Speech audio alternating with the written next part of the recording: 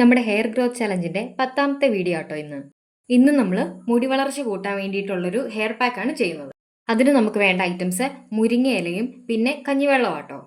ഈ 2 ഐറ്റംസ് കൊണ്ട് ചെയ്തെടുക്കാൻ പറ്റുന്ന ഒരു ഈസി ഹെയർ പാക്ക് ആണ് ഇന്നത്തെ വീഡിയോ. ഇതൊരു ഹെയർ ഗ്രോത്ത് ചലഞ്ച് ആണ്. ഇതിനു മുന്നേ ഉള്ള 9 വീഡിയോസും കാണാത്തവർ ആ വീഡിയോസ് പോയി ചെക്ക് ചെയ്ത് നോക്കണം. മുടി വളർച്ച കൂട്ടാനും മുടി കൊഴിച്ചിൽ കുറയ്ക്കാനും മുരിങ്ങയില നമ്മൾ യൂസ് ചെയ്യാറുണ്ട് കേട്ടോ. മുരിങ്ങയുടെ ഇലയിലുള്ള ആൻറ്റി ഓക്സിഡൻസ് മുടി വളർച്ച കൂട്ടാനും മുടിയുടെ ഡാമേജ് വന്ന മുടിയൊക്കെ റിപ്പയർ ചെയ്യാനും ഹെൽപ്പ് ചെയ്യുന്നുണ്ട്. പിന്നെ നമുക്ക് വേണ്ടത് കഞ്ഞിവെള്ളം ആട്ടോ. മുടി വളർച്ചയ്ക്ക് നമുക്ക് വീട്ടിൽ തന്നെ യൂസ് ചെയ്യാൻ പറ്റുന്ന അല്ലെ വീട്ടിൽ തന്നെ അവൈലബിൾ ആയിട്ടുള്ള ഏറ്റവും ബെസ്റ്റ് ആയിട്ടുള്ള ഒരു ഇൻഗ്രീഡിയൻറ്റ് തന്നെ ആട്ടോ കഞ്ഞിവെള്ളം.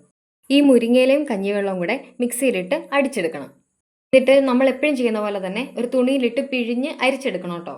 അരിച്ചെടുത്തിട്ട് തേക്കാൻ പറയുന്ന പാക്കുകൾ അരിച്ചെടുത്ത് തന്നെ നിങ്ങൾ തേക്കണം കേട്ടോ. കുറച്ച് മെനക്കേടാണെങ്കിൽ നിങ്ങൾ അരിച്ച് തന്നെ തേക്കണം. ഇല്ലെങ്കിൽ അതിൻ്റെ പൊടി നമ്മുടെ സ്കാൽപ്പിലൊക്കെ ആയി കഴിഞ്ഞ് കഴിഞ്ഞാൽ പിന്നെ അത് കൂടുതൽ ബുദ്ധിമുട്ടാകും.